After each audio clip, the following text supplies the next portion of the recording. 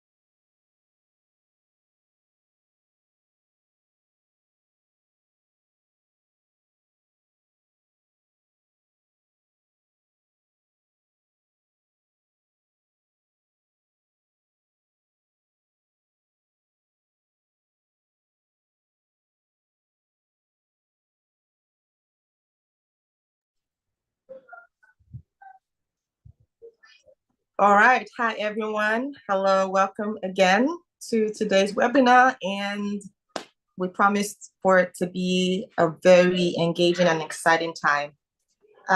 Whilst we start, others are going to join us. I'm going to read a brief summary. Sorry, hold on a second.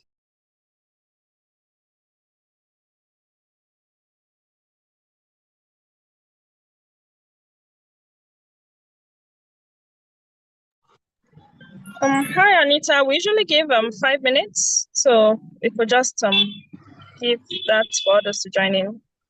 So we'll start at 5:05. Thank you.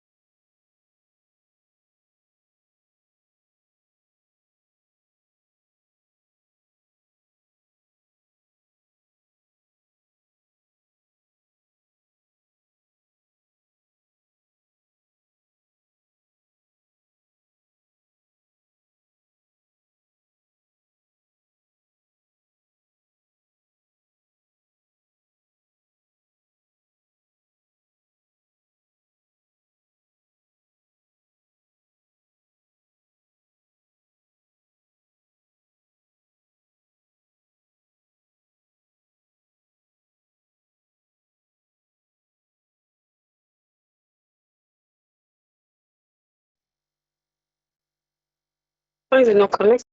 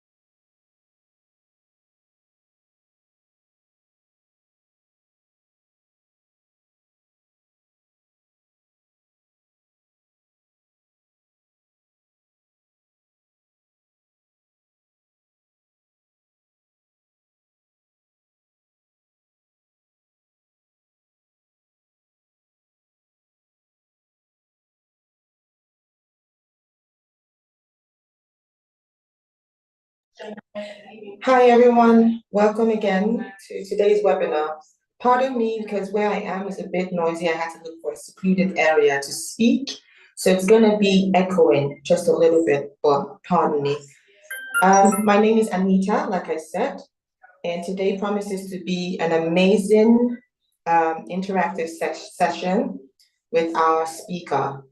I'm going to do a little brief of our speaker before we start.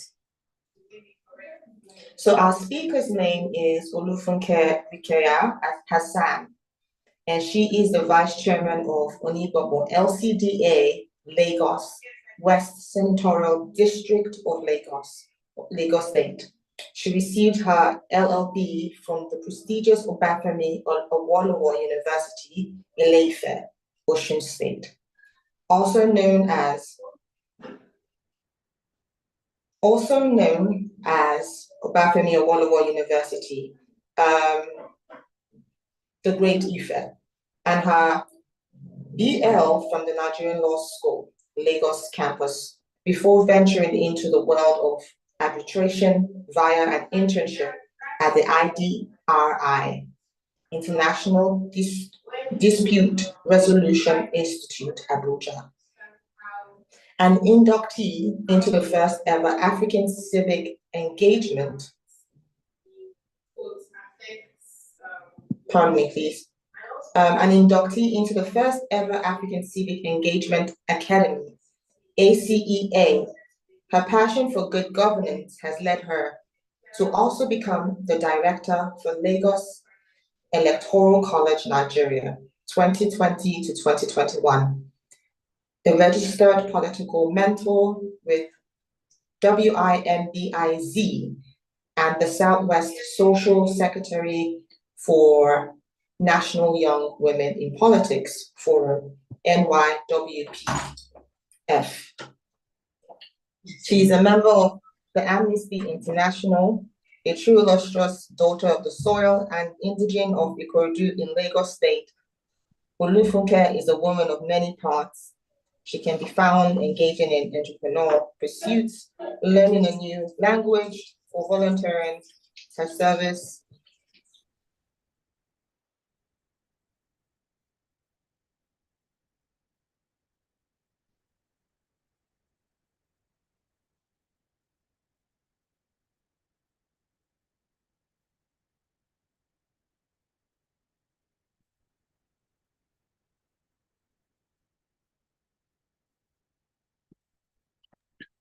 Can you hear me?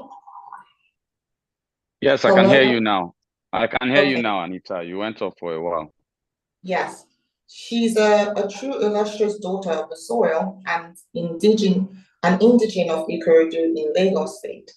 Olufunke is a woman of many parts. She can be found engaging in entrepreneurial pursuit, learning a new language, or volunteering for service to philanthropic cause. She's currently working on skills and vocational trainings to equip persons across varying demographics for success in the post-COVID-19 economy.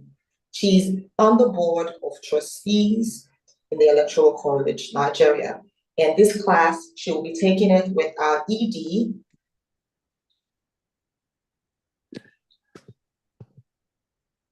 Hello? We can hear you, Anita. Yes, so this class is going to be taking it with our ED, and it promises to be an amazing time. So get ready, everyone.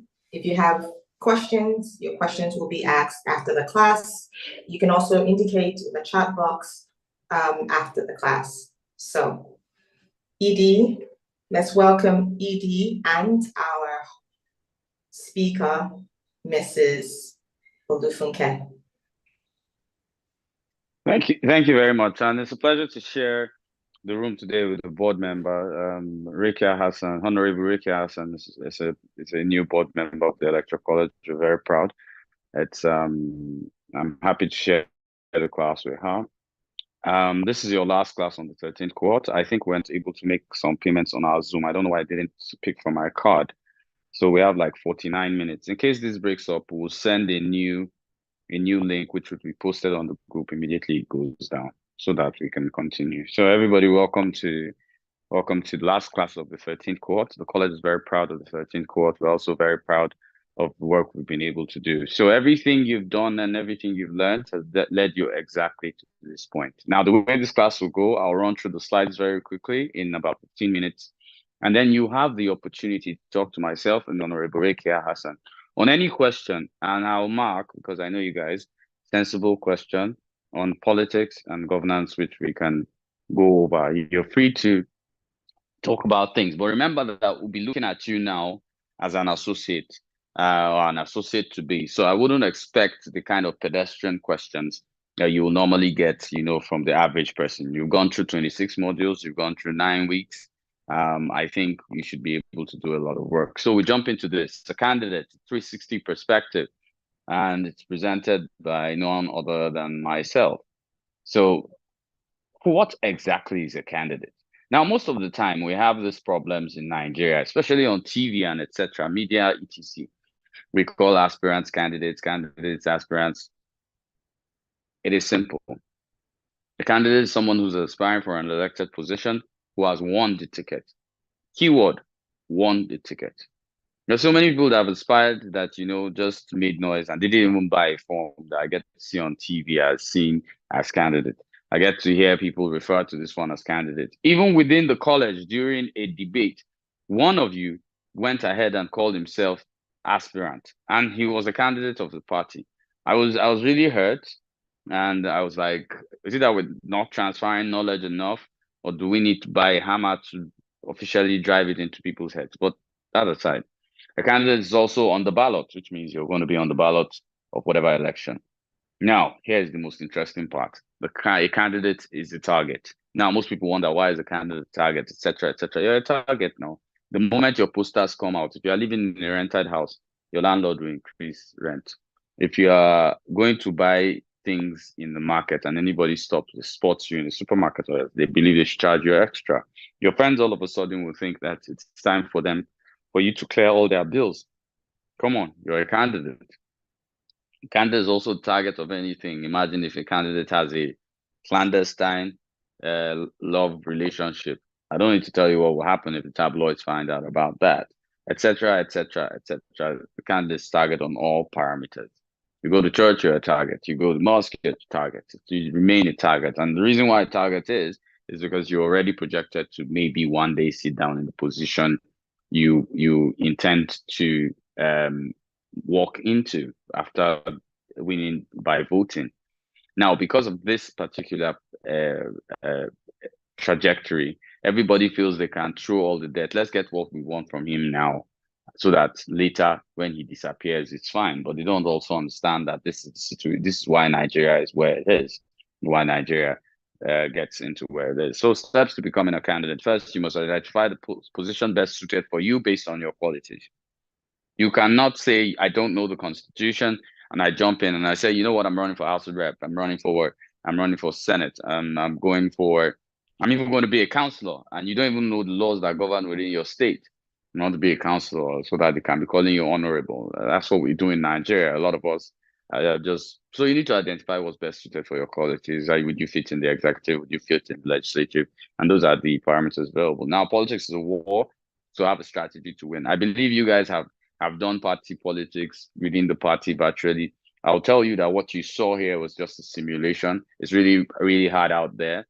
And Rebecca will tell you how internal party democracies function and how hard it is to get within get within a party or have a plot. I go back to the three forms of women, and people say I'm always hitting on this. I'm not hitting on women. It's just the thought process that I find not a follow-through system. So you say women should have three forms.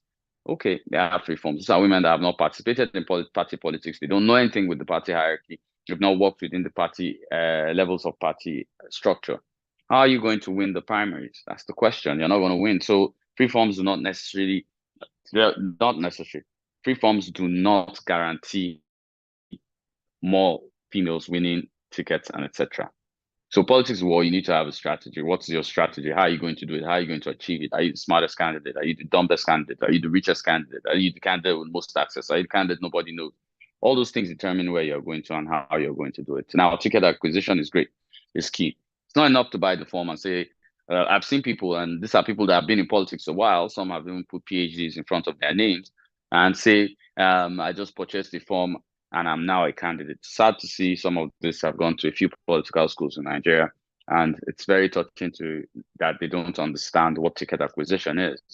So ticket acquisition is, of course, when you win the primaries. Now, the primaries are, of course, three types, which we all know: the consensus, the direct, and the indirect primaries. Now, the consensus refers to when the hierarchy of the party chooses a particular candidate to represent them in a specific election. Direct will be when you have members participating in an election. And I noticed you guys didn't get this in your assignment, so I'm going to re-emphasize it. Direct is when every member of the party is allowed to vote. Indirect primaries is when you select delegates, and those delegates perform in selecting the candidate out of the aspirants.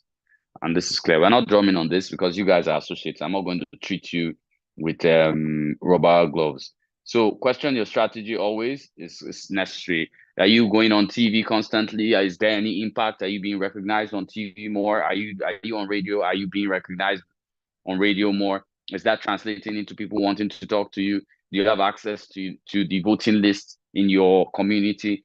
If you have the access to the voting list, do you have people's phone numbers? Do you have their addresses? Do you have where they live? Could you interact with them physically? Or do you have a way to get to them? Are you dealing with community unions? Are you dealing with across different ethnic groups in your constituency or in the locality where you're running? Now, all those come into play and you need to question your strategy and adapt to what the other people you're running against to intend to do. You need to also understand party internal democracy. Now, party internal democracy is key. Everybody just thinks a party is just a flagship. And I blame a lot of activists that keep on saying political parties don't have ideology. If I hear any associate of the electoral college making such a statement, I promise you I will revoke your certificate. You guys know I will do it. I will revoke your certificate. It is the dumbest thing, from people. I'm sorry, but from people, and I'm very firm about this, from people who have never read any party constitution, never belonged to a party, and are going to tell you that political parties don't have ideology and they don't have a direction. I'll tell you off the top of my head, APC, as you know, is a socialist party, believes more in government's hands in quite a lot of things. PDP is a capitalist party. They believe more in free-for-all privatization and etc. And I'm not talking about how this are achieved. The SDP, of course, runs a socialist agrarian economy. NNPP, I think, is socialist also, but I can't remember what their tilt and direction is. The Labour Party is a core socialist party. I don't think if the Labour Party wins and follows this ideology, you really want the the Labour Party too, because it means government's hands in everything, totally everything. And you might not like that in a democracy. Anyway, I've explained that. Now I'll be ready to take a loss. Now, most people think, like I always say, and it was a common thing when I ran for office, and I always tell people this: I didn't lose an election. Abuja lost the senator, and that's how I chose to look at it. Now, I forget the number of votes, forget how well I did. I felt they picked something because of what they understood. So I was ready to take a loss. And, since I wasn't given a title, well, we worked with our friends and created the Electoral College, and I've created a title for myself. I think I hear Edie more than I hear my name, Kuni Lawal, and I think that's great. Besides, I have to put in no-brainer. I'm on TV more than Aduda can ever be, and I'm more popular than he is across Nigeria. But of course, that's me being arrogant. You need to also understand politics is a variables game. You need to know how you're doing with the people that of the locality. How are they going to react to you? How are you being reacted to by Christians, Muslims? You need to understand these different parameters. How the workforce respond to you when you're talking about things you want to do. Who does it affect? How does it affect the person? And where else does it affect the person? We need to understand those things as a candidate. Now, candidate parameters, you must provide a robust understanding of governance systems.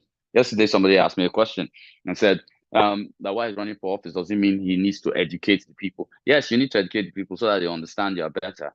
Next is governance has no gender. Now, we need to clearly understand that governance has no gender. And if we don't get this part of everything, we're never going to understand the fact that women too could be part of are part of governance, or the youth too are part of governance. Governance has no gender, no tribe, and no ethnicity. No tribe, no gender, and no religion. Sorry. Well, next thing you need to do as a candidate is unveil the iron curtain behind the campaign to appeal to the electorate. So what are the iron curtains? Sometimes you see politicians go and they are frying akara, they are eating. You look at them and be laughing, middle class. They've actually connected to the grassroots, and that person that they ate their akara will never forget them in this life. And that's the way it is, because in Nigeria, there's massive gap between the governed and the governing, and that causes a big break in our democracy. So you need to get a backyard of finance. Yes, we'll tell you that money is not the first thing you need to win an office, but money is key to you winning an office. You need to reignite also an interest in political participation. You need to get people to join parties, to join the party you're running, to participate, to help you with internal party democracy. And that's why when we go back to the reforms conversation, you don't have people in the parties. So you've not functioned in parties for that long. You can't have people in the parties. So who's going to help you win that primary? And therein lies the problem. Then next, you have to insulate your family. Now, one of the greatest things they attack in politics is your family. Did your wife cut her hair, or did she dye her hair? You're gonna have a problem. Did your wife make a statement somewhere? I don't. You guys remember Mama P now? We need to really drum on this. Mama P was being hit because of her tone of her tonation with English and etc. They come for you once they're coming for whoever is running for office. They come for their family next. Next, you need to plan for the eventuality of a loss. That's a loss in the campaigns and whatever. But I'll tell you one thing: in all you do, give them a race to remember. Let them remember you for something. I don't want to tell you why I'm remembered, but everybody will. Okay, let me just help with that so that maybe to provide context. So why I was remembered while running for office in Abuja is that I proposed 49 bills while running for office, and that I think is higher than any African legislator in history. I wasn't in office, but putting down 49 bills within the period of 1 year has not been done by anyone. And I'm very proud of it, and I'm proud of the things I've been able to do after that. So what calls the candidate methodology? First, you need to create a brand. Who are you? How do you run? What do you do? Where are you headed to? What kind of person are you? Next, you need to know your target electorate. Who am I targeting? Youth, old, young. You need to have a target, because your target determines the number of people that will vote for you. Your messaging will go straight to those ones. You need to study the history, but navigate the present. So what happened in the last elections? How did they happen? Where did they happen? How were votes translated? If these things happen, then you now understand how to navigate the present structures to get the result you want. You need to be able to differentiate yourself from others. Now, most people running for office cannot differentiate themselves. The only difference is where this one brought bag of rice, the other one bought bag of salt or bag of maize. That's a differentiation. You need to be able to differentiate yourself as a candidate, totally stand out totally and be known for what exactly you do. Next, you need to utilize your party structure. Most people will say, I remember last elections, some people said, we are not a party, we are a movement, we are separate from the Labour Party. I've had conversations with people telling me that the Labour Party and the Obedient Movement are two different things, that they are just the Labour Party is a legacy party. They are obedience. Well, you're a principal in the Labour Party now, and you're working. It's possible, but the truth is, you need to be able to utilize your party structure to your strengths. Now, the Labour Party, NMPP, and a few new parties that came on game had problem with polling agents, etc., during 2023 election. That was because they didn't utilize their party structure. Next, you need to prepare for attacks on your candidature. I think I mentioned this earlier. Once you're a candidate, you're a target, they're going to be attacked. Your school papers, was it good? If it was not clear, if you didn't complete school, then don't boast about it, because the truth is that all you need to enter the House of Rep or Senate is a school living first school living certificate. If you have that, there's no need to get a certificate from Harvard, a fake certificate from Harvard and parade it around. It doesn't make you smart.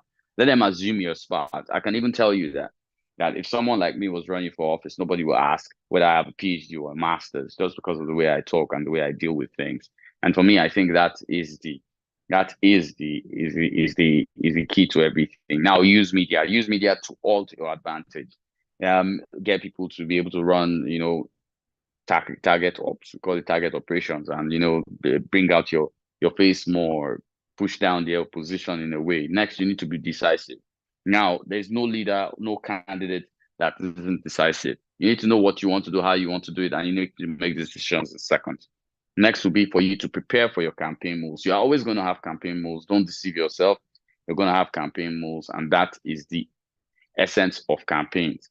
As you have moves in other people's campaigns, will they have moves in your campaigns? The sooner you get used to that and understand how it works, that's how it works. So I ran through this very quickly. So in conclusion, half of the Nigerian people never pay attention to the news. Half of the Nigerian people never participated in an election. Let's hope they are the same half.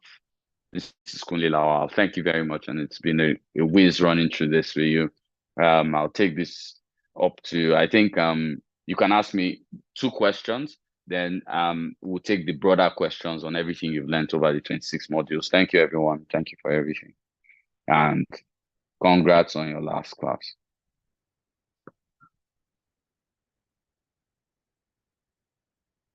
Hello?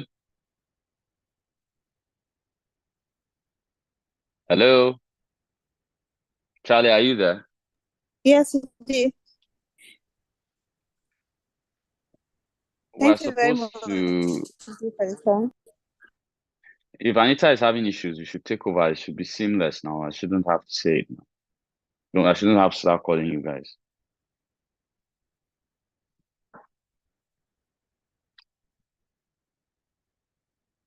So like I said, are we having questions?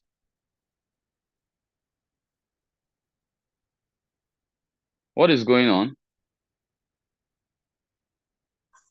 Okay, so we're taking questions. If you have any questions, you can indicate by raising up your hand, or as usual, you use the chat box to drop your questions. If you have any questions for Edie, now the questions are, any question you're dropping should be on the candidates. We're going to get to the point where you ask general questions on what you've learned so far from the course. So you can just, if you have a question, you indicate by raising up your hand, or you can type in the chat box. It seems we don't have any questions. Okay then. Is Honorable Rekia here? Okay, I've seen one question. Please read that to me. Okay, yes. One challenge for most young candidates is funding the news media. How were you able to manage it? One challenge for most. I'd like that. That's a very good question, and I'd like to say this. Preceding me, my running for office, because I was National Publicity Secretary of COA Party, so I already had TV time and radio time regularly, as I still do. So it was easy for me to manipulate because I already had a direction in that space. So when I declared I was even running, media houses were rushing to have a conversation with me on different matters and etc. So that was how I was able to manage it. But for other people that didn't have what I had, what they did was make themselves more recognizable, make conversations, on social media, and what their opinion takes on what they wanted to do or what they thought about a particular point or whatever they thought, and media will pick it up and then get in touch with them, and they would end up pulling that together. Okay, so we have another question. Jimin is saying, thank you, Edie. Generally, consultation should commence early, and so are campaigns. These also seem expensive. For young people, how do you harness the resources for a robust campaign? I don't understand when people say campaigns are expensive. Campaigns are supposed to be expensive. If you want to ask how I did mine, I was able to raise about 39.5 million in crowdfunding. So I don't encourage anyone, and I've said this numerous times, I don't encourage anyone that wants to run in 2027 not to have started sometime in 2020. I don't encourage anyone that wants to run in 2027 now to start now. I encourage you to look at 2031. Build. Let people know you build. Move forward. Let people know you're running, but you're not running in 2027. Build and work towards it. That's when the finances won't stress you. But if you just want to jump into it, very financially demanding. I hope that answers your question. Okay, I think that would be all. That's the last question. I read the last question, and okay. I can't see anyone raising up his or her hand. Okay, let's bring in my friend, okay, my leader, and one of the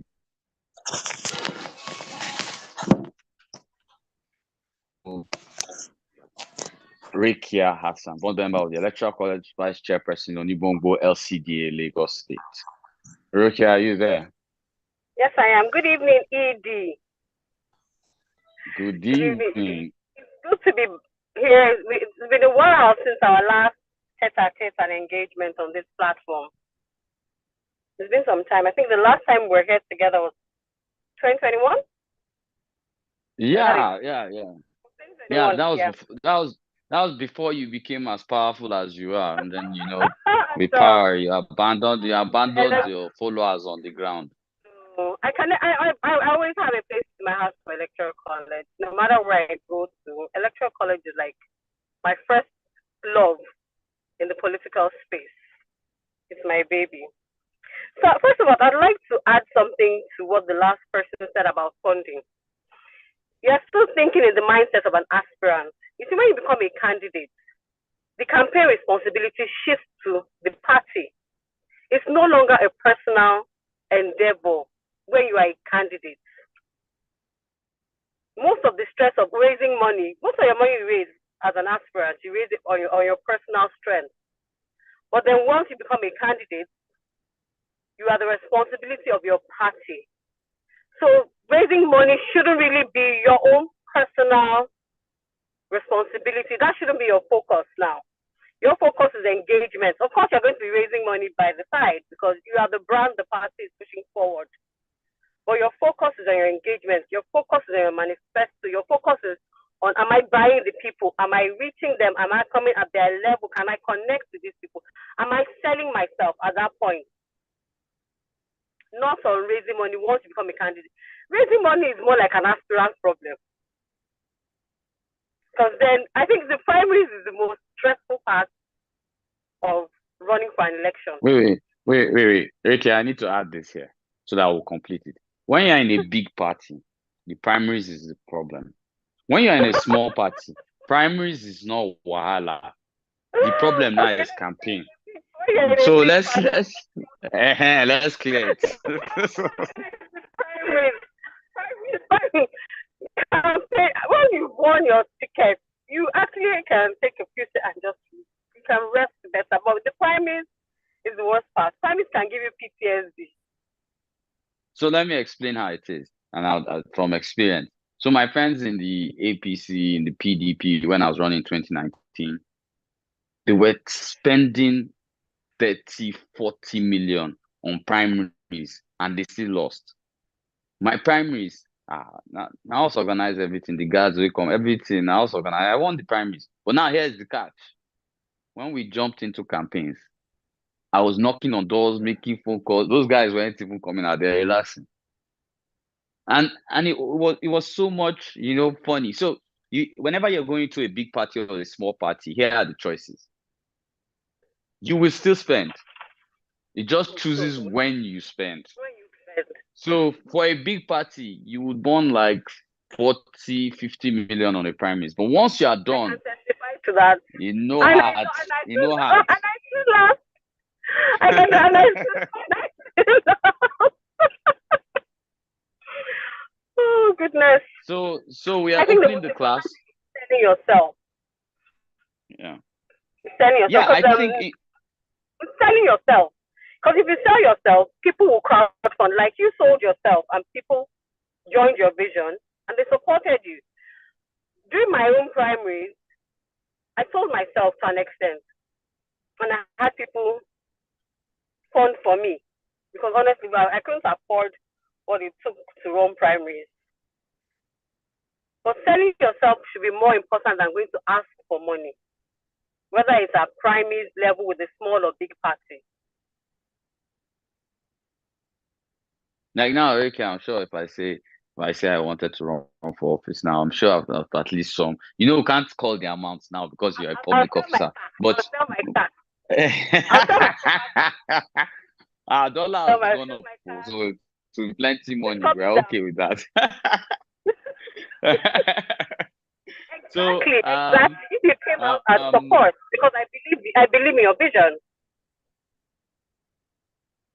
Yeah, of course. And you see, what we're trying to do, Ricky, I showed the class that honorable is that. See, I'm always calling you Ricky. I think I'm in public. Well, I think I'm in. What we're trying to do, honorable, is that whether you like it or not, the key thing is selling who you are. You can't just, I want to run for office, I'm Nigerian, or I want to run for office, I'm young. I've always told them that any attribute of you that they can already see, there's no need to say it. You're young, we can see it now. I'm a woman, we can see it. I'm a woman. I can't stand that. I'm a woman. woman. You sit on the table. So you also like everybody. Because I'm a woman. You also. So what Honorable Reke and I are going to do is that we're opening the conversation. We would like to see your hands on questions on everything you've learned. Depending on how it is. If it's too hot, I'll take the simple ones. Peace, is there any hand up? It doesn't have to be a question. There could be comments. There could be etc. This is your last class now. Cohort, what are you two doing? Okay, so we don't have any hand up. So okay, we have one hand. Umoren, yeah, we have hands up. Yeah, so I'm starting with Umoren. Umoren, you can unmute and either ask your question, make a comment, or contribute to the conversation.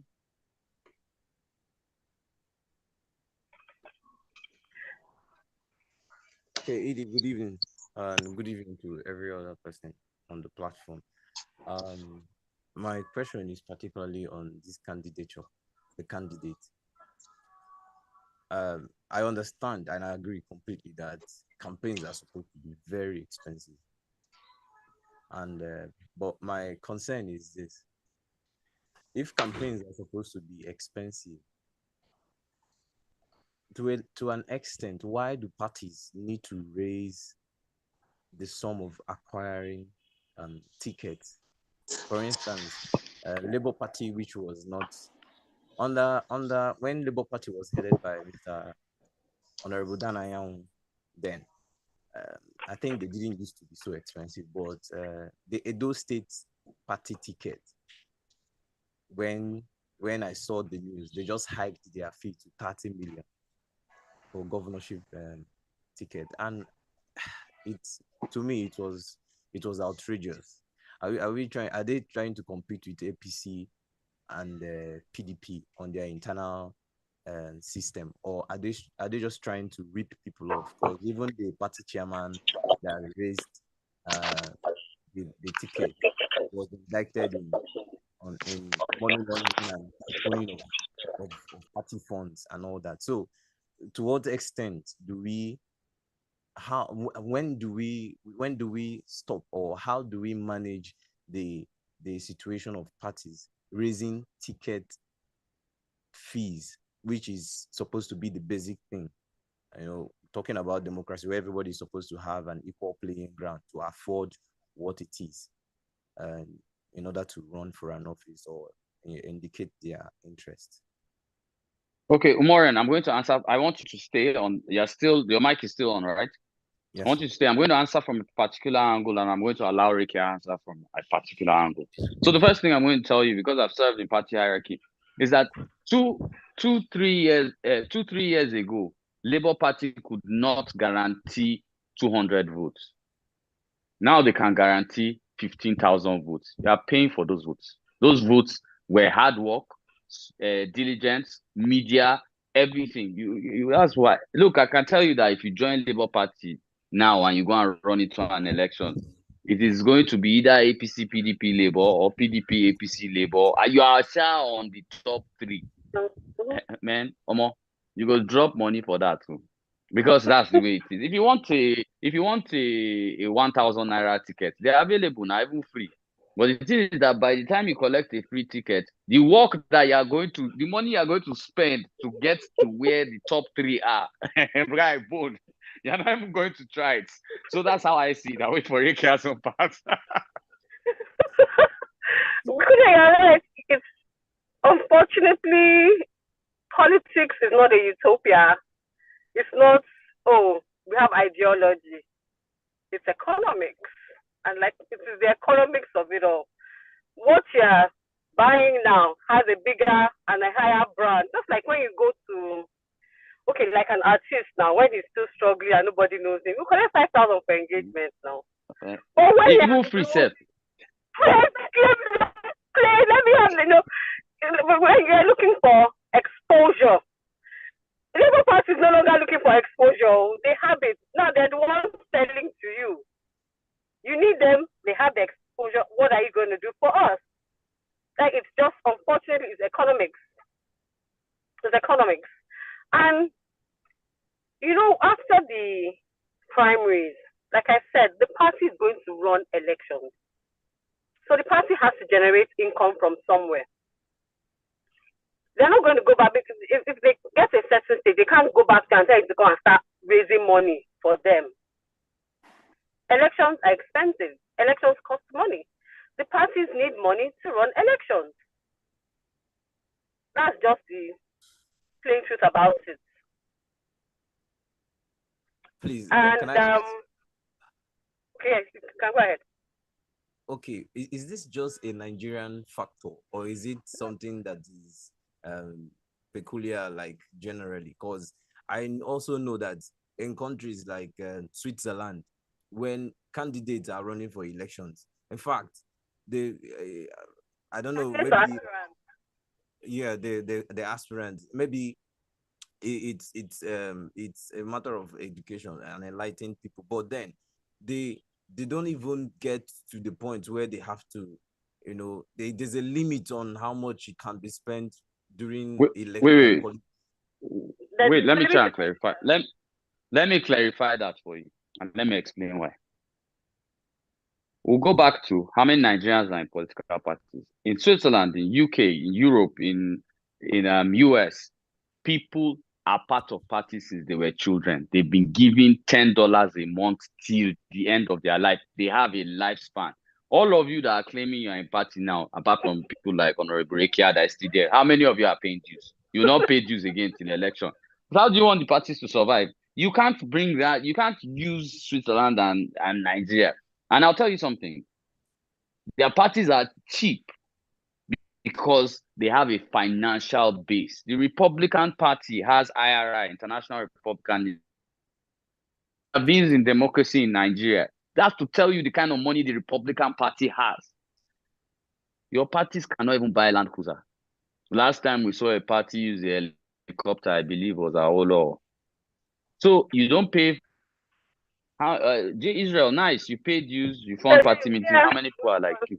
I can tell you, even no offense, I know Rekia can say this, but even governors are the old party dues. I'll tell you that one. Me, I know, I've been in parties and I know some other things. So even governors, the old party dues. They pay when they feel like. It's not that they can't pay. So you have that kind of situation. But not many in parties. Yeah, they pay in bulk when they want to run. When it's for next election, they will pay all their dues. But the truth is, you don't have Nigerians that we don't have yet a political party, and it goes back to the point I have always tried to make. Till we all go en masse into a political party and start funding it and giving it the power, then in 10, 15 years, can we start seeing freer, cheaper forms, this thing, because they built a base. You want to, I don't know, like Honorable Raquel was saying, you want to give Toyota money and carry a Rolls Royce Phantom. How now? You're a robber now. That's robbery.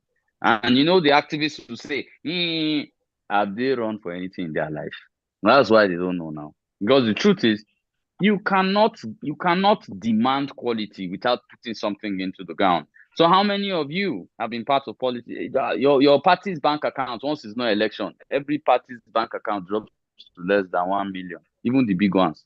They'll start waiting for Ondo election and then 30 million when I enter. Now start shouting. You see party chairman just smiling unnecessarily in front of TV. Reduce your volume. Okay, sorry. Well, sorry, I have to reduce my volume. So do you understand it now?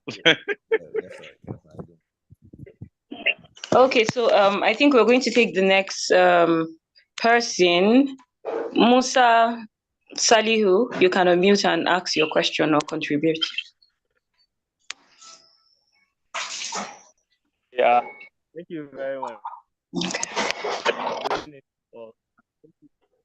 And thank you, Honorable Kia. Musa, can you speak up, please? You said?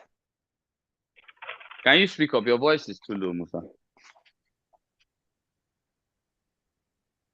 Okay, thank you, Edie, and thank you, Honorable Rekia, for the wonderful presentation. And first, I would like to commend the ED for the first class that we had. I think they inculcate an ideology which I said we want to be in politics, but we don't have money. He said I should never think of that, which I think that has been part of me up to today. And also all the classes, the way we have been shaped with respect to local politics and international politics and how they move and other things. So my question goes by the way, with respect to how politics are going, so does that mean someone has to do the sentiment analysis and also the fundamental analysis of how the political arena or political atmosphere is going? If I take my locality here in Kano, of how things are moving, we do take 4 to 8 years of a particular party. Let's say party A is ruling.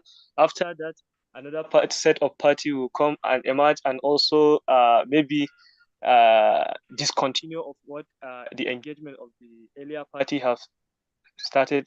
So in order to avoid moving from one party to another, or what advice are you going to give to young youths like me that are staying in Kano, and how can they move their politics not to avoid running from party to party A to party B, because that's how most of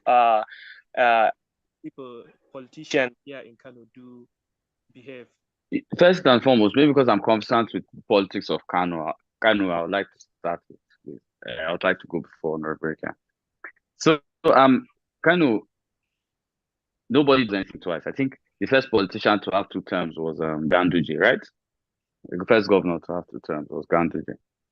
So you have to look into the system. I think what Kano has not seen is somebody super exceptional in 1 term.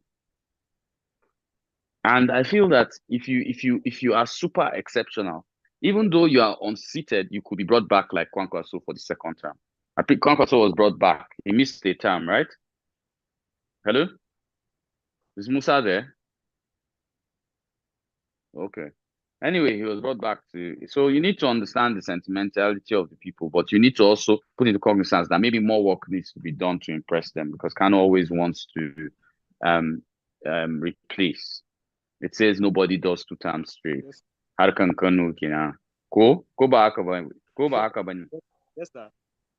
Haka ne, sir. Oh, Harkan Kano kina. Okay then.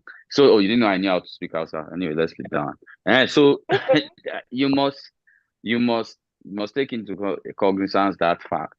So what is key is that I think you need to, as a young politician, you should be more interested in setting a standard nobody else has set, differentiating yourselves, like we said earlier. Then you must be concentrating, leave the people's sentiment, navigate it. So I'll leave it to Honorable Rekia for what Honorable Rekia has to put in. Yeah, that's what about. I was about to say about the same thing. I don't really know much about politics in Kano, but then I don't believe that there's any cycle that cannot be broken. I really don't believe that this is how we do it and it can never be changed. I think that's just a sentiment that keeps people from doing the best they can do.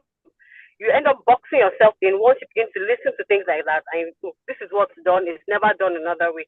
Why can't it be done differently? Somebody somewhere has to start doing something differently. And like the ED correctly said, it's you making yourself exceptional. It's you changing the narrative, pushing the bars, pushing at the status quo. Don't ever, in any sphere of politics, accept that this is how we do it. You might, because it's not easy. Human beings naturally are adverse to change, especially when it's something that has progressed in a particular tradition for a while. So you have to apply wisdom and subtlety. You don't just come head on. I want to change this today. I want to change it. I've come out to start everywhere. No. But if you are subtle enough and you are wise enough and you are cunning, you get into the system. You don't attack the system. You get into the system and you make your way. You can definitely change whatever cycle there is. By being, like Edie said, you have to be exceptional. If you know you want to change a cycle, you know you have to do things differently. And you know you have to surpass your contemporaries. If people were 60% effective in a particular area, you know, if I want to change the cycle, I have to put in 100. So whatever you want to achieve, it begins and ends with you. Breaking that cycle begins and ends with you, how vested you are, and how committed you are, and what you're willing to give to change that cycle and see your dream come true. Okay, thank you very much. Thank you very much, Sandra. You're welcome. Okay. The next person. Okay, Jessica, you can unmute and ask your question. Okay, good evening, everybody. My name is Jessica Butcher Stephen. Good evening, Edie, and I need to learn how to pronounce that. Jessica Butcher Stephen. Am I correct? Yes, Stevens. Jessica Butcher Stevens. Yes. Butcher Stephen. Yes, Okay. Butcher Stevens. Yes. Okay. Good evening, everybody. Good evening. I just want to, first of all, I want to say a very big thank you to Edie. When I was coming to, I think, permit me to call names. When I was coming here, me and Peace is from Plateau State too, so I know Peace, the anchor. So Silas Agaldo said, "Oh, Jessica, you must come for this. You must come for this." Mine is not really a question. I just want to say, I just want to give my whole 360 perspective. So he was like, "Oh, Jessica, you must come for this thing. It's going to impact you so much." And I was like, Silas, people usually do say they want to teach people about politics, and you go and maybe they are just focusing on one party is not really important. And he was like, "No, this is different. I should come." And first of all, I want to say thank you to Silas for insisting that I be part of this. I also want to thank you, Edie. It's not everybody that has the mind to sit down and say, okay, what can I do to make my country better? How can I give my own quota? What can I do? This is a very brilliant idea. And honestly, every time we have classes, I look forward to the classes that we have on Thursday, on Friday, Saturday, and Sunday, because in as much as I do a lot of politics in my state, that's Plateau State Jos. I knew politics, but it was when I started these classes that I understood that I didn't really understand some things. I just knew some things on the surface. But coming for these classes and getting to engage with the amazing facilitators and people that had to teach us, it was a very beautiful experience for me. There's something that you always said that I think it was last week or last 2 weeks you started saying it. That's Edie. You said, what else can you offer apart from what people can see? And even when I see it, that thing keeps ringing in my head, like, okay, yes, you're a woman, and so what else can you give? What else can you offer? We can already see all of these things. So I think that was a wake-up call for me, because I was always my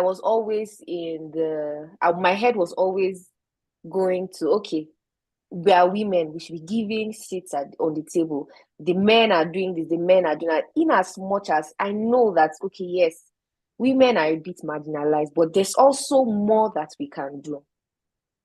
And I like what Honorable Rekia said about breaking the cycle. How committed are you? What are you willing to give? That is a 3-line phrase, but it's something for you to ponder and think about. So I just want to say a very big thank you, because honestly, if you've not taught anybody here anything, just know that there's a Jessica somewhere in Jos Plateau State that you have really impacted her life, and she has really learned a lot. And I think in my progress because I want to be president someday, and I also want to be governor of my state. So in my progress to all of that, I will always remember that there was somebody that took out time. And because this is I'm sure you have other things to do, but you still you made out time to always come and be with us and have these interactions with us. And I just want you to know that Jessica, I don't take it for granted. And somehow, I don't know, but it has spurred me to see how can I have an NGO, and we usually go to secondary schools to teach young people about politics. I've been equipped. I've learned a lot of things that I can't even wait to talk to them about. So I really want to say thank you. And to everybody that's on the call that was part of this cohort, please don't let this stop here. There's a lot that we have to do. Change begins when little drops of water comes together, and then we have a big jar, plenty water in the drum. So just little, and Nigeria can actually be better with minds like ours, with people like Edie and the rest of the people that have presented to us, and even us because for me, even wanting to learn is the first step of conquering something. So well done to all of us that have been dedicated to these classes. Well done to the board, and just well done to everybody. Thank you very much, and enjoy. Thank you very much, Jessica. Please stay, Jessica. I'm happy that you didn't say I'm a terrible person. I'm happy that you didn't say I'm a terrorist. Most students take me as one of the worst. Honorable, I'm being true. They think I'm a terrorist for telling the truth. I'm considered the worst person in the college because I say things as I see them. So thank you for telling me I'm not a terrorist. And Jessica, you can always tell. You know enough people that know me, so I'll tell you this. Yeah. I'll do something. You're a woman, and I'm impressed with what you're doing. So you've sold yourself to me. I like people that are audacious. So I don't know what party you are in, but whatever party you are in, I can say I would help you with ascending in that party. I have access with parties in your state. And if you look forward to moving forward, I would like to help you walk through it. I don't know much, but I've made a lot of mistakes, and it would be a pleasure for me to do that. If you want my number, you have access to my number. You know peace, you know Silas. You don't need anything again. It will be a pleasure. Thank It will you. be a pleasure. Thank you very much, sir. I'm grateful. Thank you very much. If you know that when you call me sir, you are fined 1,000 naira. So I'm going to really make money. So I look forward to it. Thank you, Edie. Thank you. Thank you. No problem. Okay, so I don't know. Honorable, do you want to make a comment, or we should just go ahead? Now I think this class might expire in 21 seconds. I've already Okay. put the new handle on Telegram and on the region. Okay. I'll send it to Honorable directly so that we can start from there. So if it expires in a minute, we'll all just link. I don't know why it didn't follow my card. I don't know what happened. But anyway, we'll deal with that one later. Okay. But everybody can join the second link. Second link is already there. So should we just go off this one, or we can just go up this one? We can just go up this one and join the second link. I think that will so be everybody fine. they can just go off and join. Sorry for the break.